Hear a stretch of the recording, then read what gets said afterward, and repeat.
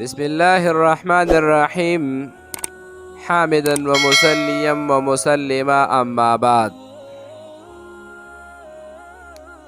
د اولاد تابعدار جوړولو دپاره یو مجرب عمل تاسو ته ښیم.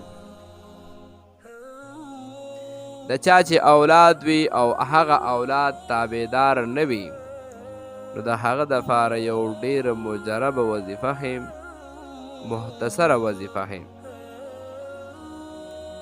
زما عزتمندو که چرې نافرمانه اولاد وي د هغه دپاره الشهیدو لفظ دا زر ځله ووایه او په دې باندې چې کوم دی دعا وغواړه، یا که هغه بچی دی خوا کې په هغه باندې شوف که، یا که څه د خوراک څیز دی ورله دم کو، خو که دغه درې واڼو کې صرف دعا دی پې وغوسته نو انشاءالله به دغه زوی دغه اولاد چې کوم دی فرمان بردار جوړ شي.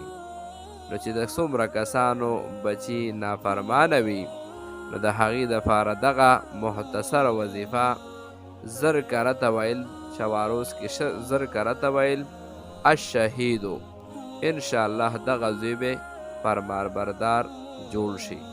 خو چې څومره کسان دا وظیفه وی او بل ته ښایي نو انشاءالله چې اولاد نافرمانه اولاد به د هغه فرمان بردار جوړیږي.